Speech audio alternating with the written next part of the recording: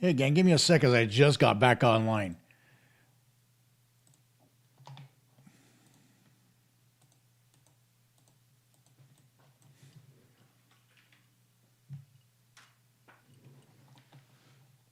Doo, doo, doo.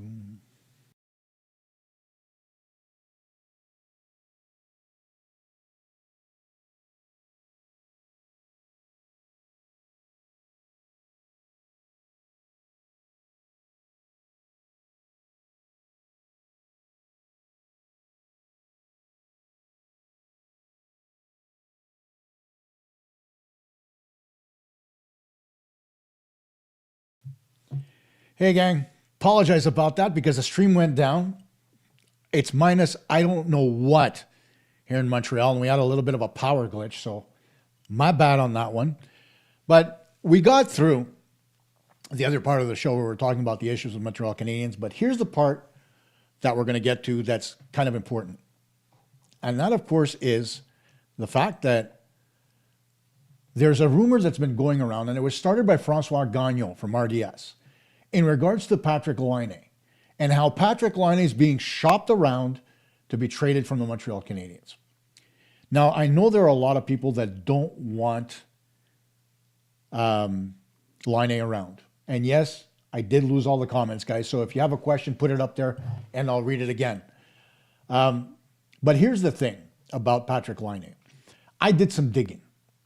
And not just from somebody that I know that works within the Canadiens organization, but through other outlets as well. And this is what I got from multiple people. And that is Patrik Laine is not going anywhere.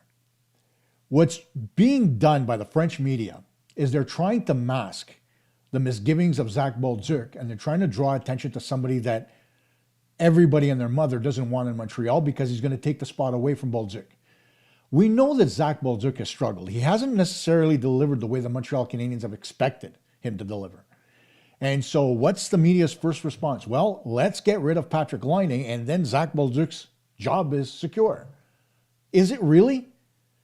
I thought that, the idea of being a hockey player was contentious on you being able to actually play the way you're expected to play, and that nothing's guaranteed, especially not when you're on your entry-level contract.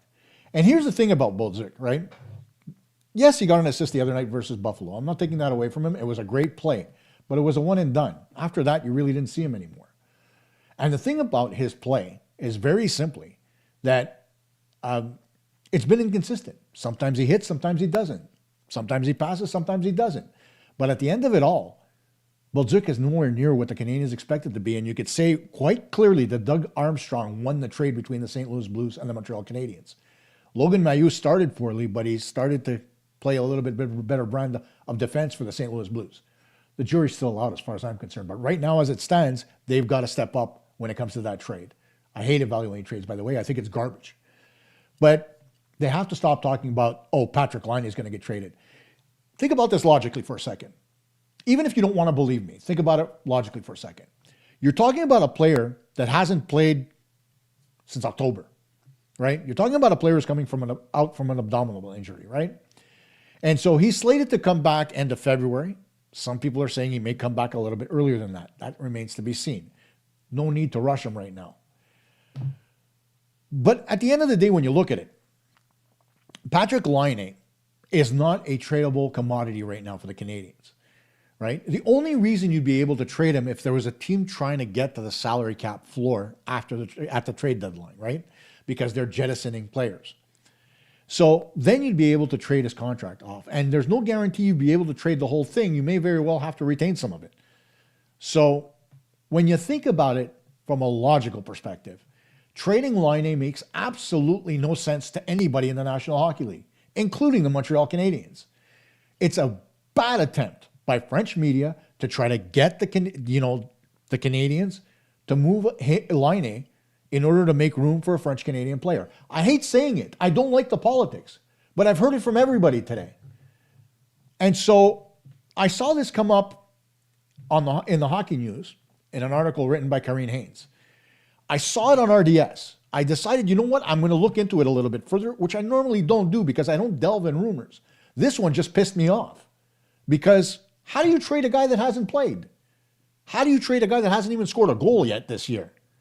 How do you trade a guy that hasn't shown that he can play consistently at 5-on-5? You can't. So you got to live with what you have when it comes to the Canadiens. If they get him into the lineup early and he starts to produce and he starts to show that he can play at 5-on-5, maybe you can move him at the deadline, if that's what the Canadiens want to do. But keep in mind, we're bitching about the fact that their power play hasn't been shooting the puck. Why do you want to trade a shooter? Just as an example. You know the minute the puck gets to Laine, he's going to let it fly. So why not have him in the lineup? Just saying.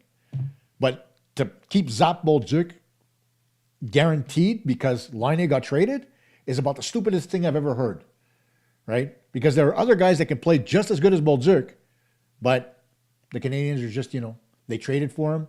They're going to live and die with him right now until they have another option.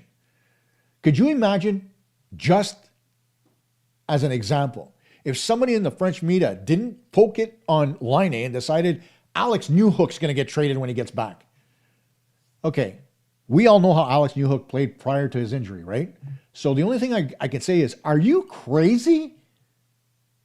If Patrick Laine, as an example, had the same numbers Newhook had when he got injured, would you be talking about trading him? Obviously not. And yes, I understand that Laine's got a little bit of a history of being hurt, right? So does Newhook. So does Gouli. So does Doc. We know Doc's, at the end of his contract this year, right? He's going to be an RFA. We know that Gouli just resigned with the Habs, so unless something happens that's crazy, Gouli's not moving. So why are you talking about this? You're not moving Laine. You're not moving Newhook. The only thing you might move is Bolduc down to the American Hockey League because you can. 23 contracts, you have to keep 23 players on your roster. Or a maximum of 23 anyway. So if there's no room for Bolduc and he hasn't started to produce, then move him down to the American Hockey League and stop talking about this nonsense. You can't move Laine. He has zero value right now. Just leave it at that. So, now that that's out of the way and I've gotten that on my chest, let's go to the live chat. I know I lost a lot of comments out there, granted. But, it's a little bit tough for me right now. Give me a sec as I set up the chat. And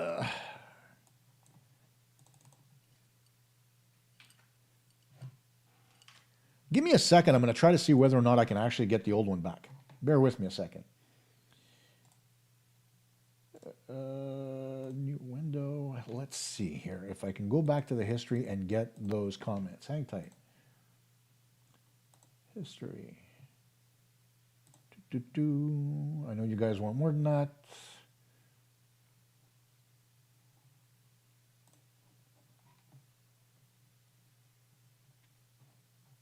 No, I can't. It's been disabled. Apologize for that, guys. If you've got comments, put them up, and I'll get them now. So let's take a look at the chat. Starting with Ryan Cleary. Ryan says, as a Habs fan, I hope Montreal can win this rival game. If Caulfield can snipe, Jeremy would be nice. And if Fowler can have another good night. Fowler's not in. He's not with the team anymore. He's down in the American Hockey League. So the Fowler part, I'll leave off. But with Caulfield, yeah. You know that the Bruins are going to check him closely, right? And thank you for your text, Ryan. You know they're going to check him closely. So at the end of the day, he's going to have to try to find room. He's good at it, though. Whether it's down along the goal line or whether it's from just inside the dots, you know Caulfield's going to try to get himself in a position to score. So we'll see whether or not that translates. The last you heard put out Anderson and Galley after a goal. Yeah, that's right, Apache. Dano, Anderson, and Gallagher were the guys that would push forward after goals were scored. Every time, right? It was never, and this isn't under Marty St. Louis. I'm talking about prior to. I'm talking about in 2020 and 2021. The Canadiens would get scored on and immediately Phil Deneau would come over the boards. Why? Because you try to get possession of the puck, dump it in deep, and create energy. Get in on the forecheck, finish a body check, just get the energy back in the legs of the players that are out there. It's not necessarily a score goal, although you would see Dano and Gallagher in there trying to score goals all the time. So, I mean, it may be a weak idea as far as a lot of people think out there, but it's never the answer to throw out your first line against the other team's checking line, right? And it's never the answer to always have your first lines paired against each other. You're trying to get matchups out there. You're trying to get an advantage. And with Boston having last change, even if you throw out your third line and they throw out their first, you're still in good position because that third line can actually do the job that you want them to by getting possession of the puck, burning that shift for the Bruins, and trying to get forecheck pressure on them, which is what the Bruins have trouble with as well. I mean, it's a win-win if you think about it, right? Where are we here? Reinbacher is NHL ready and possibly higher than Goulet on the depth chart. Apache, is the NHL ready? I think he is. I was saying that in the preseason before he broke his hand, right? The thing is, though, Goulet's not somebody I want to take out of the lineup for a very simple reason. Caden Goulet is the Canadiens' most consistent player at 5-on-5 defensively and offensively when he's healthy. And so you can ill afford to take a guy who's that defensively responsible and take him out of the lineup. If you take Goulet out, the only guy you have in your lineup that's defensively responsible at that point, guaranteed to be defensively responsible, is Alexander Carrier. And that leaves the defensive squad at a disadvantage. It's something that they had earlier when Goulet was out, right? You would bring in an Adam Engstrom, who is also very good. If it was up to me, the guy I would send down, even if he has to clear waivers, at this point, I wouldn't mind losing him, is Jaden Struble. I know the Canadiens don't want to lose him, though. But in my head, Struble has brought nothing to the table this year to show me that he deserves to remain at the NHL level. So what do? You either deal him or you send him down to the minors. And I understand the Canadiens keeping him up with the big team.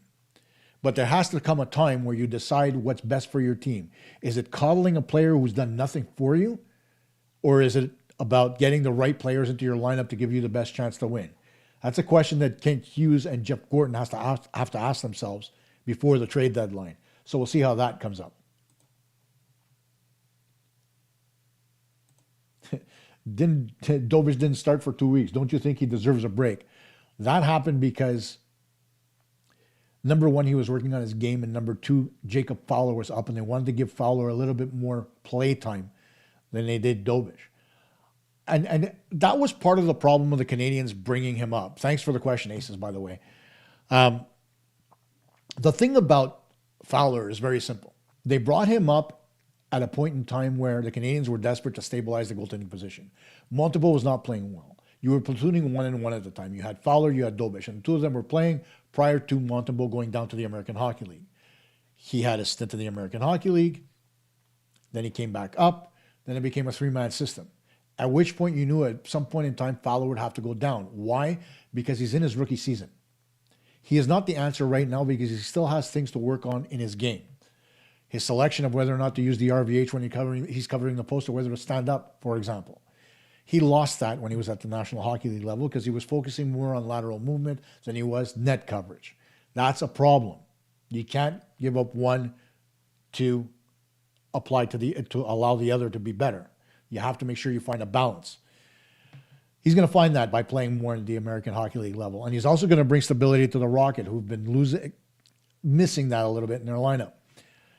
And when it comes to Dobich and Montembeault, if Montembeault struggles again, the Canadiens know they're going to be in trouble. And they're going to have to look at whether or not they're going to make a move or whether it's just going to be, Dobich down the stretch more than Montembeault. They made that decision last year, if you remember. Fowler was in the American Hockey League. And they decided, you know what? We're going to take Dobich and we're going to ride him a little bit until Montembeault finds his game. They rode him for 5-6 straight during the Christmas break. Montembeault got a break, came back, was better. Then got into the Four Nations. He was fatigued by then. After the Four Nations, much better goaltending from Montembeault. 62 games last year. He's not playing anywhere near that this year, so fatigue is not going to be a factor. What is going to be a factor is the fact that he can't stop a peach ball. And he's having trouble doing that. And whether it's because he's not playing the way that he did after he came back, or whether he's not being taught well enough, that's an issue. And so overall, Dobish is going to start. He deserves to start. He needs to work because his game, he got too much of a break, for lack of a better term, Aces. But thanks again for the question. I'm with you on this one, by the way. You can't afford to showcase Struble and Monty. Totally agree. Joe, you actually thought Bolduc was supposed to be tougher. He looks like Rem Pitlick. A lot of potential, but doesn't get that dirty. I don't know if I'd put him in the Rem Pitlick conversation because that was eek. But you're right. I think the Canadiens expected Bolduc to be a little bit more physical. And that just didn't translate. I don't know why. Because he did play a much more physical brand of hockey when he was with St. Louis. And whether or not that's because St. Louis played a physical brand as a whole, or whether it was just his coach telling him, you know what, I need you to be a little bit more physical. And him doing it, right? It was his rookie year after all. You got to kind of run around with your tail between your legs when you're a rookie. So you do whatever the coach tells you to do. But this year, I mean, the Canadiens acquired him for all the right reasons. 19 goals in his rookie season. You know, he did all the right things. Now he seems a little lost. And whether or not that's because he's getting lost in the Canadiens' style of play, or whether it's because he just doesn't have the confidence to play the way he did last year, and he's questioning it because he's playing at home. I don't know. You know, a lot of Quebec-born players, they tend to say that they want to play at home. They want to be a lot more responsible and play a better brand in front of their home crowd, and they're excited to do it. And you get that first blast of adrenaline early on. But then what happens? The media gets in their ear. They start to read stuff online. And they tend to kind of fall off. It's happened before. We've seen it with guys like Mike Ribeiro. We've seen it with Guillaume Andres. We've seen it with Benoit Pouliot. And Benoit played extremely well for the Canadiens, but got so criticized when he was with the Habs that ultimately he ended up getting traded. And that's not because he's a bad offensive player. We heard from Bob Gainey that they wanted him in the first place instead of Carey Price. Minnesota took him at 4. They took Price at 5. It was the alternative. But when you think about it, Quebec-born players, and Benoit was born in Eastern Ontario, but you know, because he was French, he was considered more a Quebec-born player, despite the fact that he played in Sudbury. Quebec likes to claim a lot of guys that have French names. Anyway, but at the end of it all, this city has to be less critical of players that are from chez nous. I mean, it's fine to have them. There are a lot of guys that come up and can be very good players. But there are other guys who just, the media gets in their ear. And I know that they want them here because they speak the language and they can get their sound clips and put them online and whatever the case is. But, I mean, to sacrifice players and criticizing them like that so frivolously, and there's a lot of people that do it, whether it's mainstream, whether it's guys like us who do it on podcasts. We're all guilty of it. But when a kid comes from Quebec, you don't criticize him because he's a Quebec-born player and he needs to play better. You criticize him because he's a hockey player that needs to play better. That's just the way I look at it.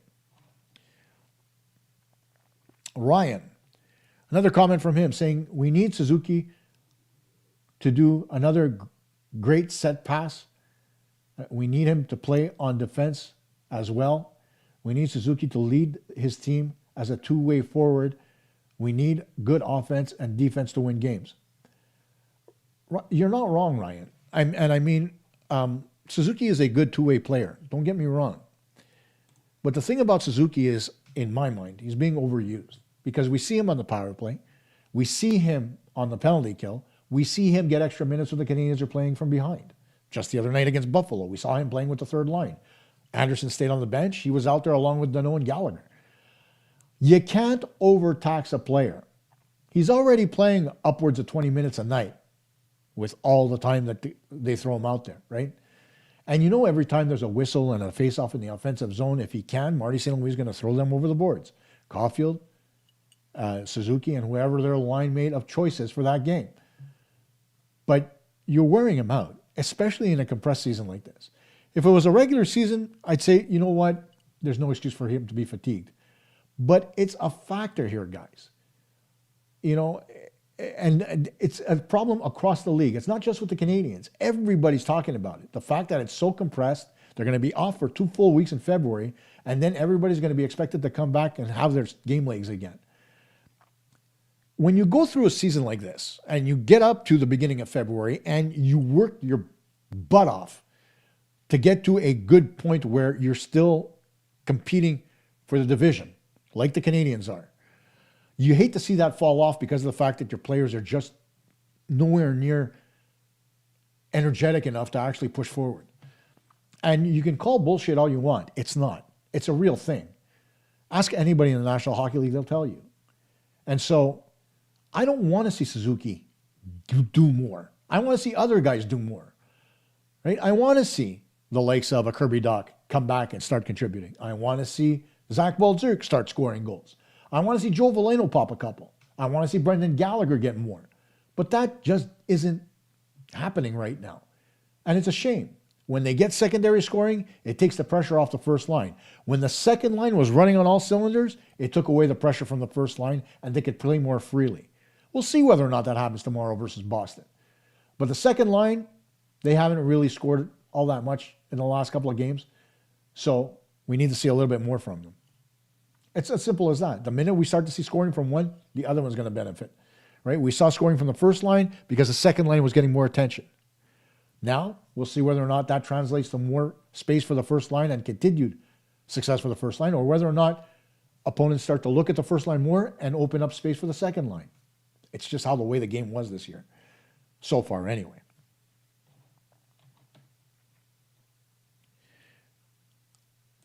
Apache, it's not maybe Struble. It has to be Struble.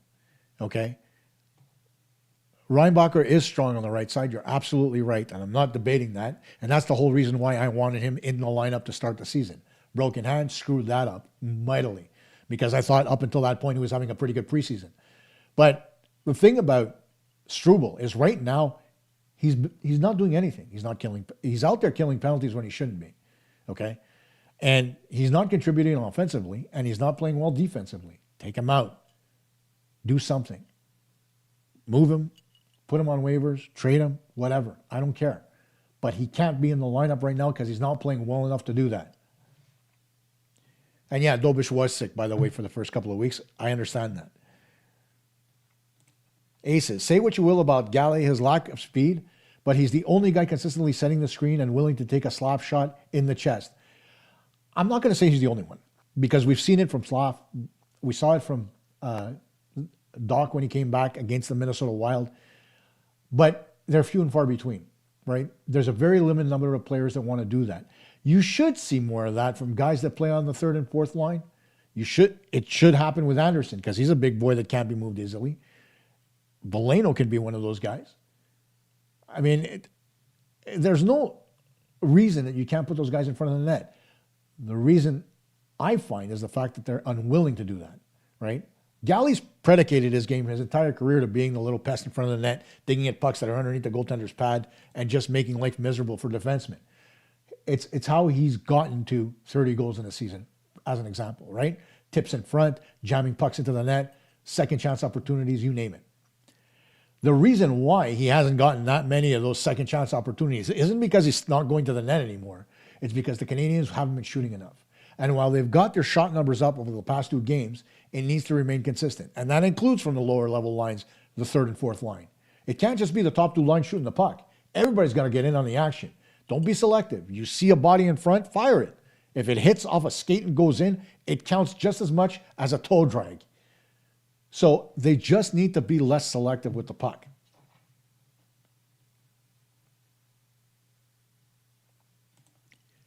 That's another point, and it's a good one, Joe. Our defense being overused. How often do you see guys like Struble, or, and now granted, there's a good reason for it, or Arbor Jacki? Now you're seeing Alexander Carrier's minutes come down. Kane Gooley's minutes are starting to come up, so it's starting to balance itself out. But how often do you see 1 or 2 defensemen have upwards of 10, 11 minutes on the ice? That overtaxes our defense, just like it does our forwards like Suzuki. So it's a great point you're making, Joe. They need to be a lot more consistent with playing defensemen. And gets me to a point that I need to make, and some love I got to send out.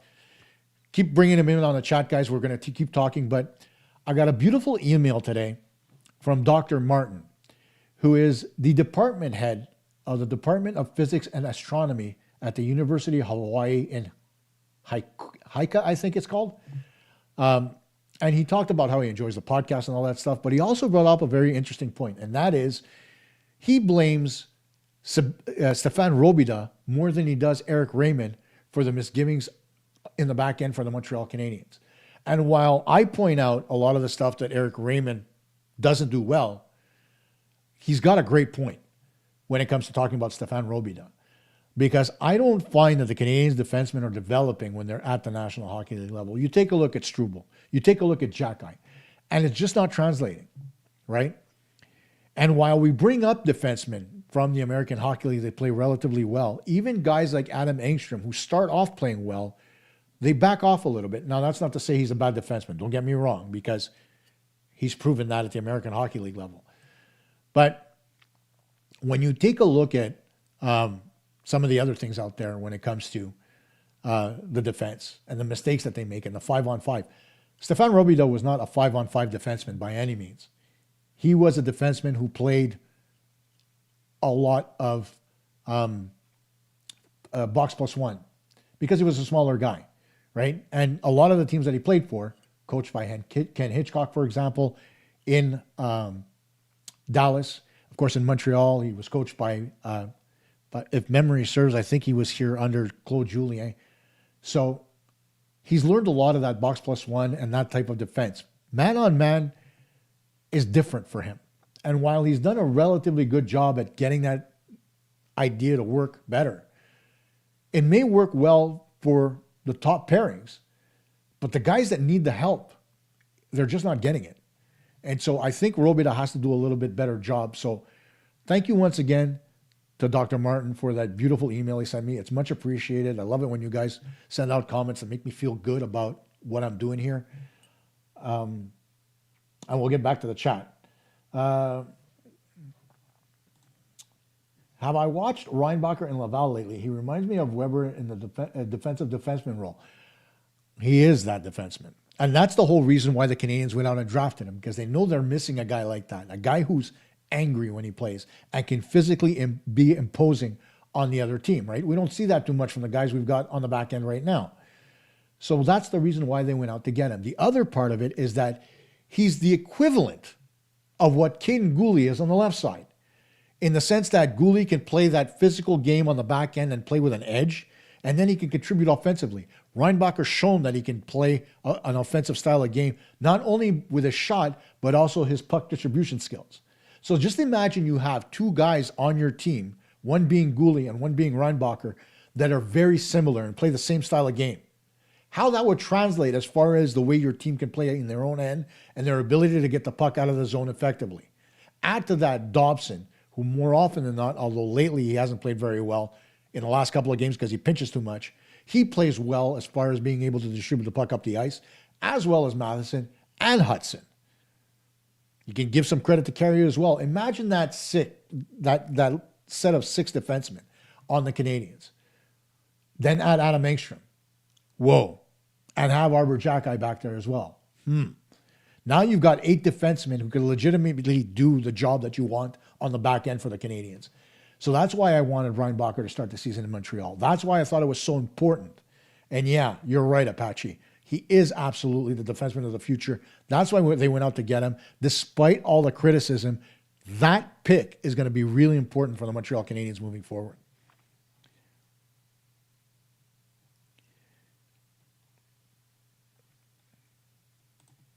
Ryan, all caps is screaming, Ryan. You shouldn't do all caps. But yeah, you're right.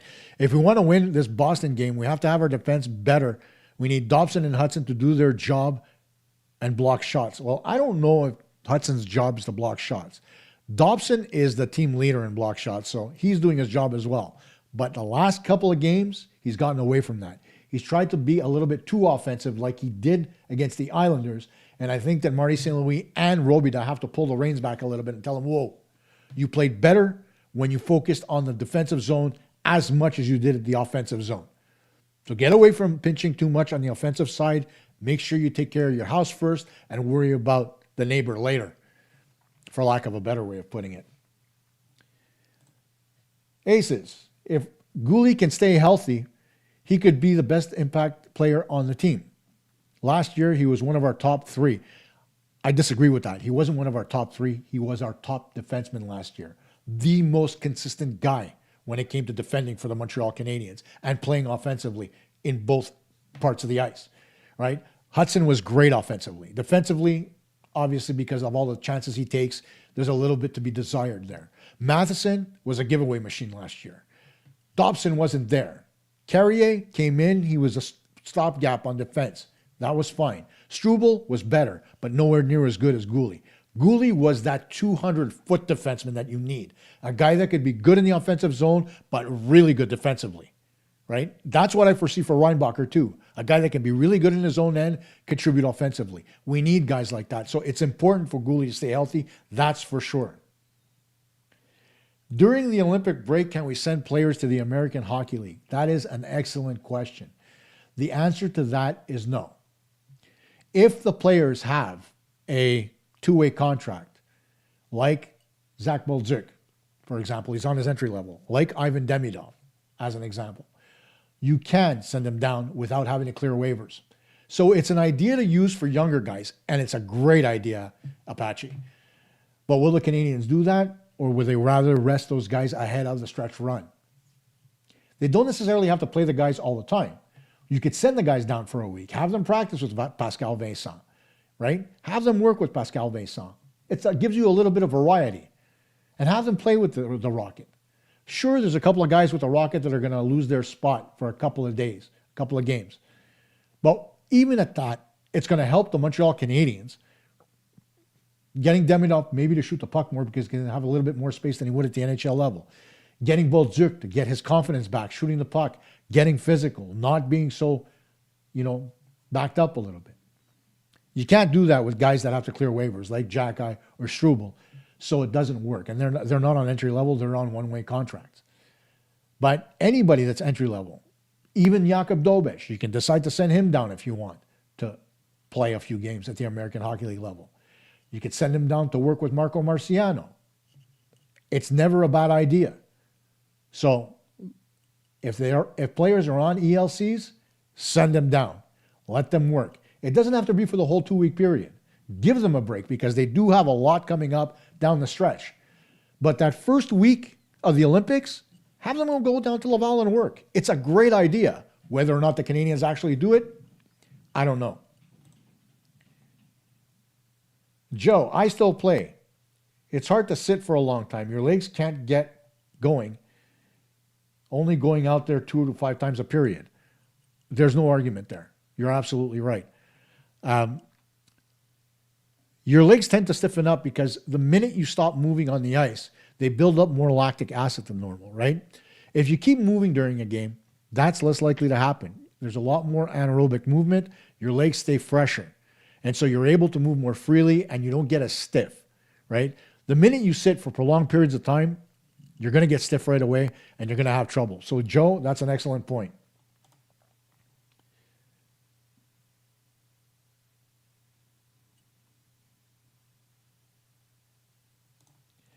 Crypto, thank you very much. I appreciate that. Good night. He says he's got to go to sleep, and it's a shame, but guys, give our coach more likes to spread the channel out.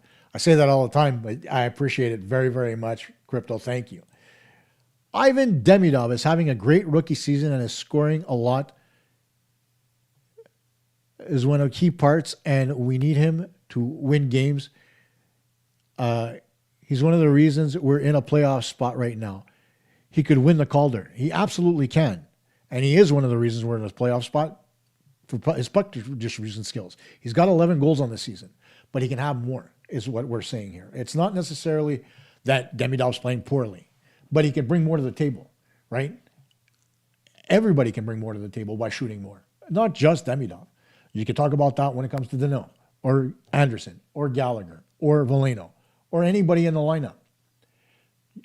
In my opinion, you can't shoot enough. You can't be overly selective about your shot selection, right? And so the only way to get around that is to let it rip. Doesn't matter what the situation is. So we'll see how that works out for Montreal. But Demidov, yeah, he's got a very strong chance to win the Calder. The only person I foresee possibly usurping him is Matt Schaefer, because rookie defensemen tend to get a little bit more love because of the difficulty of playing that position. And Schaefer's done extremely well with the New York Islanders, so we'll see how that translates.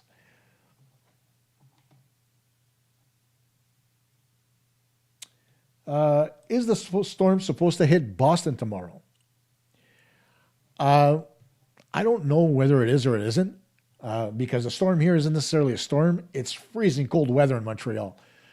It's supposed to go down with the wind to minus 30, possibly minus 40. So anybody who's in the 514, make sure you bundle up. That's for sure. From Ryan, if our fourth line gets better, we could be better right now. They're not getting points. Your fourth line isn't expected to get an abundance of points, Ryan. But if they do, it's a great contribution. That goes without saying. Any idea how Michael Hage is doing after the WJS, the World Juniors? I think he got right back to where he was before. I don't think that anything changed for him. He had a great tournament. Maybe he didn't score as many goals as he would like with just 2, but his offensive contributions left nothing to be desired. So I think he went right back to it. But you know what? I'll follow up on that, Apache. It's a great question. We need to fire our equipment managers. These broken sticks are losing us games. Okay. I brought this up a few shows ago when I was talking about the anatomy of sticks, right? And where they break and why they break. So I'll bring this up again, just for argument's sake, because there have been a few people that have come online that started talking about prices of sticks. And I find that ridiculous because players don't pay for their sticks. It's part of their marketing deal with whoever their equipment distributor is. With guys like, I haven't looked at Lane Hudson, but guys like Matheson, guys like Ivan Demidov, they used Warrior QR6 Pro sticks, right? I think Demidov actually switched to the QR7 now. It's not a question of the brand, and it's not a question of the type of stick, because retail sticks, like you guys buy, or all of us buy, are not like the sticks that players use. If you watch players and where they break their sticks, they break on the taper, which is the area below the shooting hand.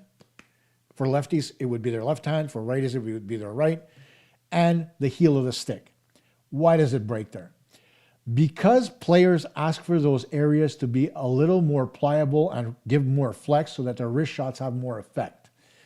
Okay? And they're much thinner on the taper than retail sticks are. While retail sticks give you a flex of 75, 85, 95, 100, whatever. You can't really grade the sticks of professional players because they're modified strictly for the way the players want those sticks to be, based on performance. Now, here's the thing. When you ask an equipment manager about those sticks, they have a shelf life of maybe 2 games, maybe a practice and a game. So players tend to have 5 or 6 of those sticks available to them. The problem is they never switch them, right? When a player scores a goal and he feels hot with that stick, he doesn't want to get rid of it. He wants to keep it. So what happens? He keeps it too long. The carbon gets weak, and the minute it takes a shot or he tries to take one, it snaps on the taper. Players have to get used to replacing their sticks a little bit earlier. I'm sure that Ivan Demidov at the low levels, Lane Hudson as well, did not replace their sticks as often because they didn't have endorsement deals. They actually paid for them themselves. Now that they're at the NHL level, it's a little bit of a different game. They don't pay for sticks. You can break as many as you want, and your supplier is supposed to give you more. Equipment suppliers spend upwards of $16 million plus per season on sticks for National Hockey League players. And that's not just one supplier. When you take the numbers and you look at Warrior, you look at Bauer, you look at CCM, you look at True. $16 million each. That's over $64 million on hockey sticks alone. Never mind skates, sticks, shin pads, pants, you name it. That's a lot of dinero to put out there for marketing, but they do it. Why? Because it sells sticks. Kids want the stick that Ivan Demidov's holding, so they'll buy a QR7 at $469 or whatever it is that it goes retail. But you got to stop looking at it from a retail perspective. It's not about cost. It's about performance. Now, players want them to be more pliable so their shot has more effect. That's why the sticks break. So equipment managers do remind their players to change their sticks. But oftentimes, it's not like gloves. As an example, players have 3 sets of gloves per game. First, second, and third period. Why? Because those gloves tend to get wet. Some teams, they go around with dryers so they can put the gloves on there, but you never have enough for all the players on a team. So players will have 3 sets of gloves with them. You can have 3 sticks. Why not change the gloves with your stick? Just thinking, right? But I digress. The fact of the matter is, the sticks are made for performance and not durability, and that's the reason why they break more often. Now, yeah, Edmonton was minus 35 last night, but Edmonton is also in Alberta up against the Rockies in the Valley, and the winds just get horrible there. But it's getting horrible here. The polar vortex is really giving it to us here in late January. Hey, Violet. So nice of you to join the live show. Now, for those of you that don't know and don't read all the comments, Violet always gives us interesting comments per show. So it's nice to see her live.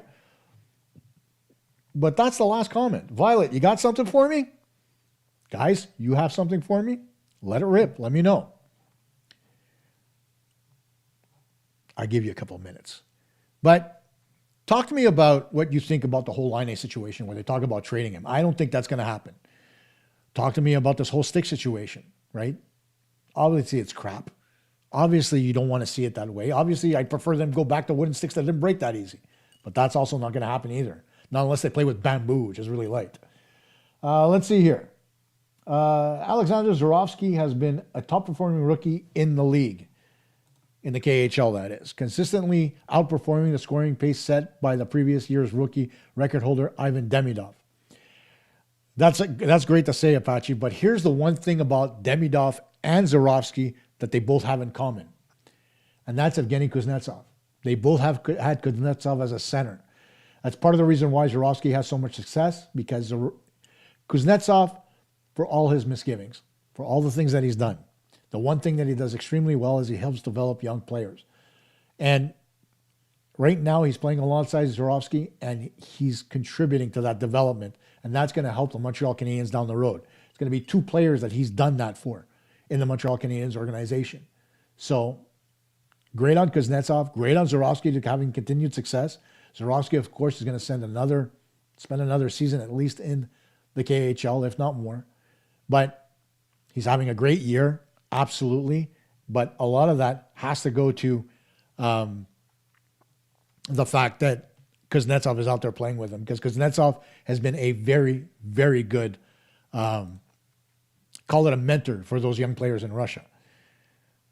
Hey, Coach, how about Griffin Reinhart's tryout in Laval? Frankie, that's the first I heard of it, interestingly enough. So it's a new thing for me. Give me a second.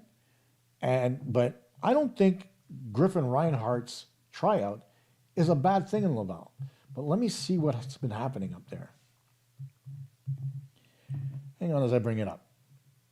Let's see here. Where is he at? The last they have him here is with the Belfast Giants. They don't even have him listed on HockeyDB. But if he's getting a tryout with the Laval Rocket now, that's not a bad idea. I mean, Griffin's always been a good player. And, despite the fact that he got a little bit of a shaft from the Edmonton Oilers, because they are the Oilers after all, it's going to be interesting to see if he can actually bring anything to the table for the Canadiens. We know he's not Sam, obviously, right? Sam's the better of the 2 players. That goes without saying. But if Griffin can bring something to the table in Laval that the Canadiens can contribute, I wouldn't mind seeing him up with the National Hockey League team. But it's going to be a little bit of a stretch, I think.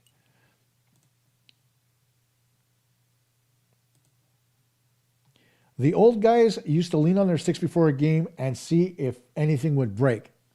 And that hasn't changed. It hasn't changed at all. They still do the same thing.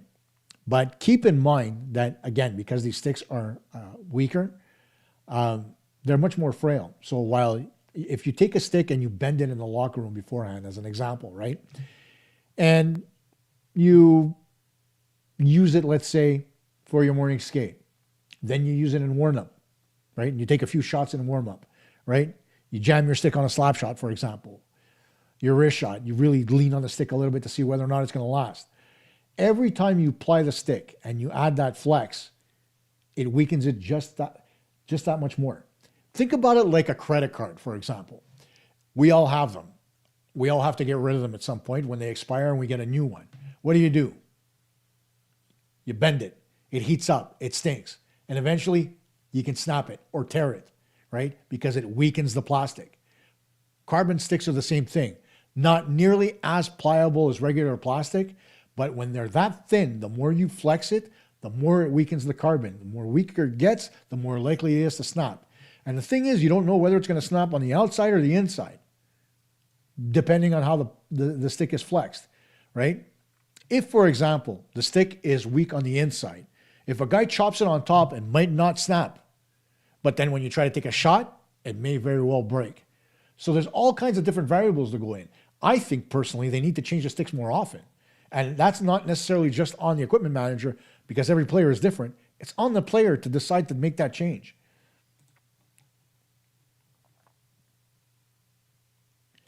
SPD 4518. Who would I put in nets tomorrow, in my opinion? It would be Dobish.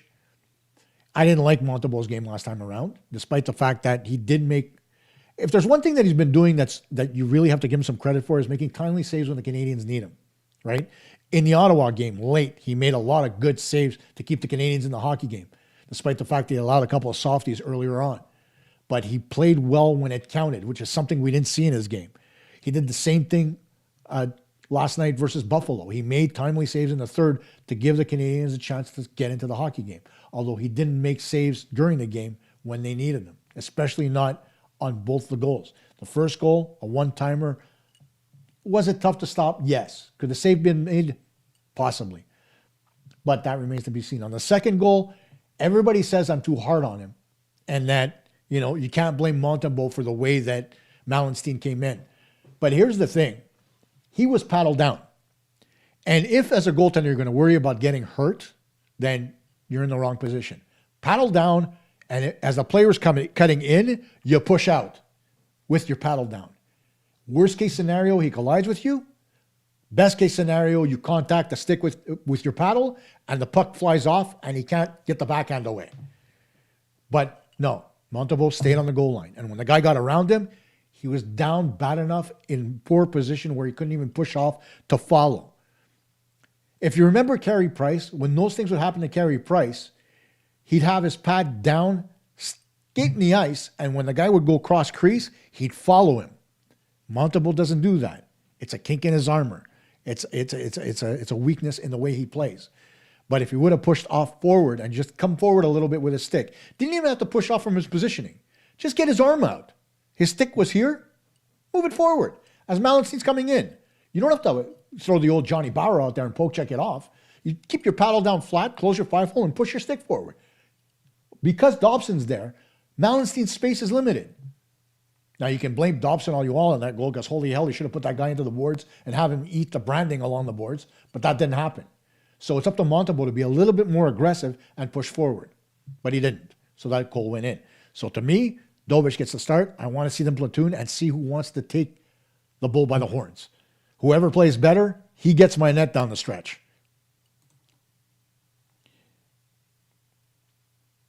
You're thinking Laine is not an MSL favorite. I don't know if that's the case. I mean, obviously, I've never asked Marty that question, but it's not so much that he's not a favorite because he knows where the guy's coming from, right? We've talked on this show before about Laine's history, and I'm not going to bring it up again because talking about somebody's mental health is never fair. We saw what happened with Linus Ullmark recently, right? And what he's had to go through. So I don't want to go in that direction. But I know that Marty respects the journey that Laine is on right now for redemption. So I don't think he doesn't like Laine, and I know the team loves him, right? So it's really hard to say, Joe.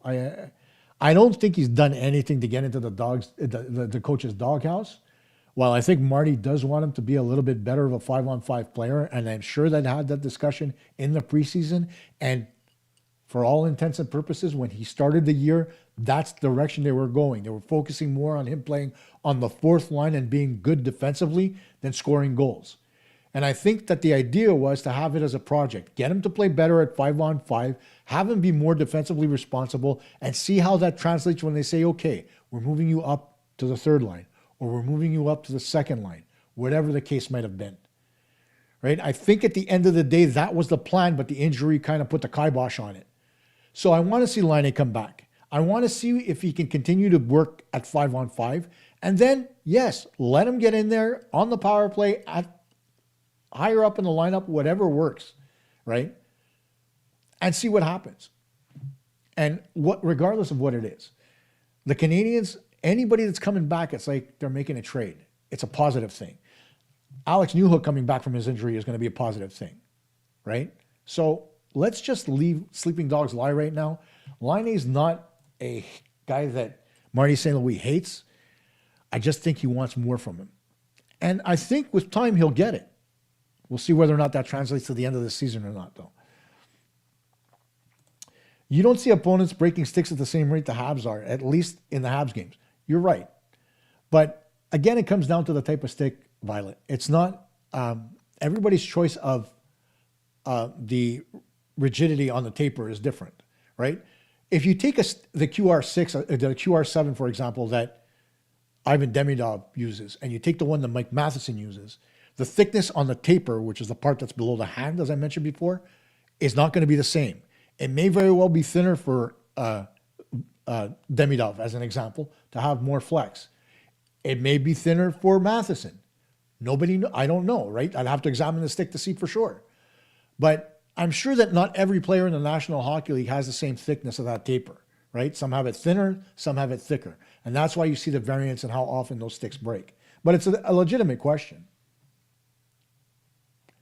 Struble and Montembeault both have very good athletic abilities. Unfortunately, they still can't master fundamentals. I agree. I think when Struble first joined the Canadiens, he was a much more confident player. I don't think he's been able to acclimatize himself to playing man-to-man. And that was true of Jackeye last year, but he actually changed that. When it comes to Montembeault, and I'm a firm believer in this, right? Whether it's Montembeault, whether it's Dobish, or even Fowler, right? The longer they stay under Eric Raymond, the worse they're going to get. Because I've seen it. Montembeault went down to the American Hockey League. Lo and behold, he got his game back under Marco Marciano. Jacob Fowler's going back to the American Hockey League. It may take a few weeks, but he's going to get his game back. And Jakub Dobish, I'd love to see him be able to go down and work with Marciano. In fact, why not bring Marciano up to work with the guys anyway, even if Raymond's there? Right? If you're seeing success, why not use the tools that you have, right, when it comes to the Canadiens? Get Marciano to work with them on fundamentals. If you want to use one on fundamentals and one on situational play, that's fine too. Maybe fundamentals is not an Eric Raymond strength. Maybe situational play is more his strength. We don't know. But if there's one thing that I have noticed is that the fundamentals go to wayside because you're focusing more on situational play, like that RVH that they use, right? Be down on one knee, be able to move laterally is more of a focus than actually covering the net properly and not dinging a puck off your head going into the top corner or actually being upright and sealing the post. I find that ridiculous as a former goaltender myself. The last thing that you want to do as a goaltender is allow holes in your armor. And using the RVH when players come off the goal line allows for those holes to remain. Once the guy comes out from behind the net, the RVH is no longer where you want to be. You want to be up because you allow holes in the net, whether it's up by your shoulder, whether it's by your knee, whatever the case is. Joe, I'm thinking our power play struggles against aggressive PK teams is because our PK tends to sit back and practice and games, so our PP isn't prepared. That could be true. But I don't think the Canadiens actually coach them to be passive on the penalty kill. When I watch practices, right, and I go occasionally, right, I watch how Not necessarily just how Marty St. Louis runs the practices, but I watch the drills. And I watch how players respond to different drills. And oftentimes, you're going to see guys go out there in practice and push a little bit harder or push a little bit less. It all depends. And the same holds true in games. Some guys push harder, some push less. If you watch Veleno, he's a little bit more aggressive on the penalty kill than, say, a Philip Deneau. Why is that? One, it's player preference. Two, it's players' ability to be able to get back in plays, right? Veleno is much more responsive when it comes to his skating than Philip Deneau is, for example. Veleno is just a stronger skater. It's a fact. So those variances can cause a lot of differences in the way guys cover. It also comes down to your teammates. If a guy, for example, on the half wall pressures more and takes himself out of position, you can't really be as aggressive to the point because you have to make sure that you cover the high slot. So you can't be as aggressive. So there's situational issues, there's player performance issues and stuff like that. I can guarantee you that Marty St. Louis doesn't teach these guys to not be aggressive on the penalty kill. While the penalty kill is Trevor Letowski's baby, the thing about the penalty kill is that when Marty did play it, he was a smaller guy. He had to pressure the puck. Why? Because his stick length wasn't necessarily as long as somebody else, like a Dave Vanderchuk, for example, or a Vinny Cavalier, although Vinny never killed penalties for the Tampa Bay Lightning. But you're just getting my example here of, the variances. Even when you look at a guy like Guy Carbonneau, who was one of the best penalty killers in Canadiens history, the thing about Carbo is, despite the fact that he wasn't the most aggressive guy at the blue line, the one thing that he could do is time his attempted blocks. And the thing that he did that players no longer do is go flat on the ice as opposed to standing up to block shots. The idea was take the bottom of the net away by trying to block the shot down low and give the goaltender the opportunity to stop the puck up high. That way they wouldn't have to go down in the butterfly. It worked. Why they don't do that now? They're not being taught. I don't know. I used to block shots that way, and it worked for me when I played as a defensive forward. Right? I'd go down, I'd slide, I'd take it off the kneecaps or off the shins, and, I'd block shots. Goalies loved me for it because they would see the puck if it got over me. The same holds true at the NHL level. Why they don't do it, I have no idea. But I don't think it's because they're being coached not to block shots or not to be aggressive. I can't figure out how to win faceoffs in this stupid game. I've been trying forever. From NHL 21 to 22 to 23, they've made it harder. And I'm so pissed off that I can't do it. But I do play it occasionally. I don't play it online, but I do play occasionally, though, Apache. I'm a hockey fan. If you're a hockey fan and you don't play NHL 26, anyhow. Let's see here. Joe, I think Marty knows Laine has more jump in his step. And you would tend to be right.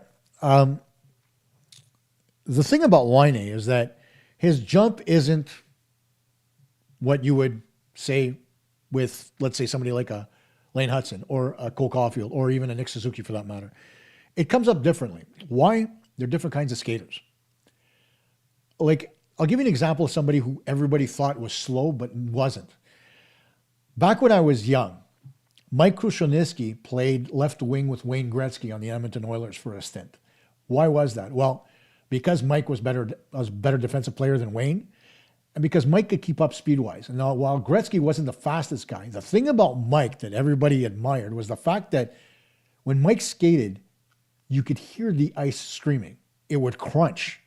And it's the same for Laine. While he doesn't have the fastest stride, when he digs in, he moves. And that's not a slow player. That's just a guy who is much more elaborate in his skating stride, right? A lot of players are taught that way. Well, Sidney Crosby doesn't move his feet quite as fast as some other guys in the league, but he gets to A and B just as quick. So, yeah, you're probably right. He does think that he has more jump in his step. And chances are, when he's much more comfortable playing again, he may very well show that jump. But Laine hasn't played a lot of hockey in the last few years, right? Of course, he was in the player assistance program, came back last year, got injured for a stint, came back, got injured again towards the playoffs, and now this year getting injured early on. I you want to wish for guys to succeed, right? You never want to see guys fail, especially not when they play for your home team. But it is what it is, right? Let's see here. PK will improve when Jake Evans gets his legs back. Aces, I tend to agree with that as well. I don't think he fully has his legs back yet either. But one thing's for certain, the penalty kill is already better because of his ability to win faceoffs in the defensive zone. That goes without saying, right? We knew that we had a problem with that early on with guys like Suzuki taking faceoffs in the defensive zone to start the penalty kill. Now with Danault out there and Evans as well, we see that the penalty kill does win more faceoffs.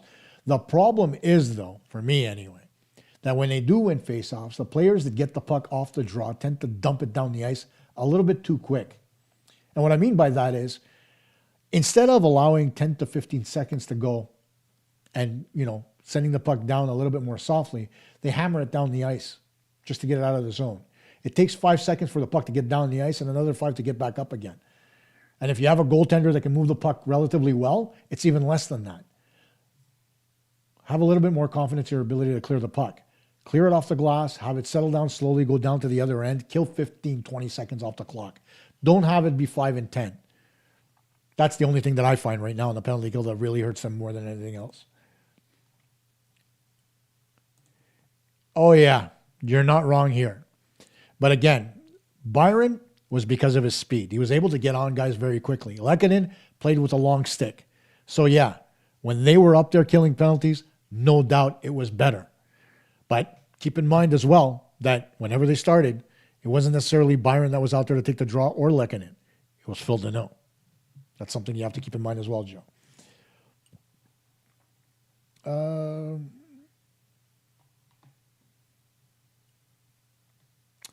That's not just playoffs here, Ryan. When it comes to goals against, if your team allows 3 or more in multiple games, they're going to lose more than they win. Said that from the beginning of the year. Said the Canadiens need to have less 3+ goal games. That's not happening right now. They need to get better goaltending. It's as simple as that. Lucky. Habs 2 useless goaltenders. Montembeault is a second-rate goalie at best.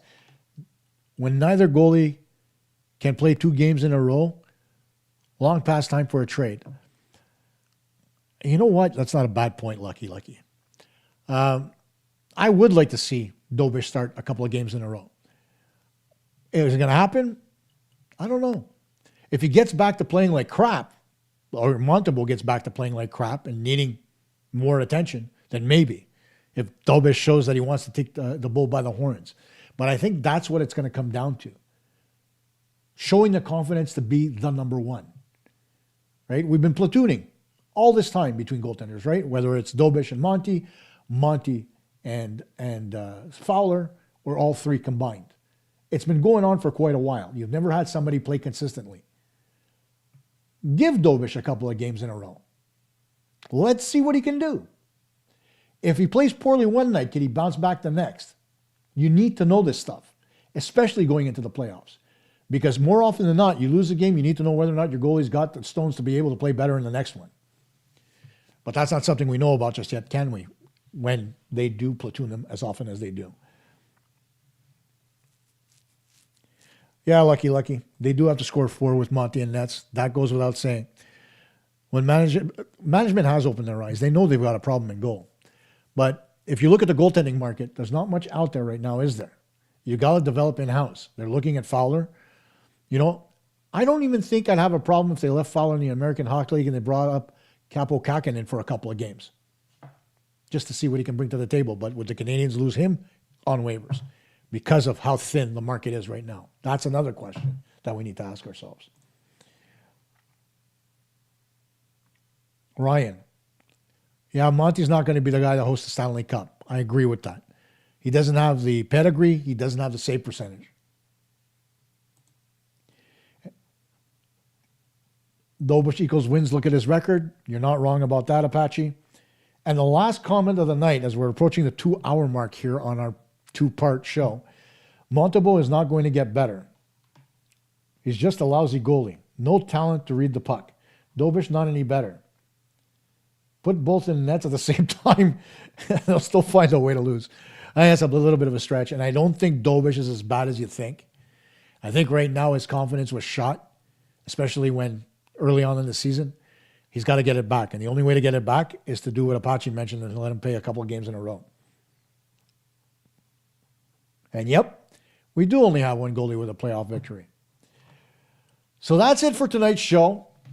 I apologize for the technical difficulty. When power goes out that quickly, not necessarily my fault, but it is what it is. At the end of it all, we managed to get through another hour and a half, and I did it without getting mad at Joe, which is a plus for me. Thanks again to everybody for tuning in tonight. We'll see you tomorrow night after the Bruins game as we record the podcast because, oh my God, these live shows give me heart palpitations. Go Habs, go. Keep the comments coming. Love you guys. See you tomorrow night.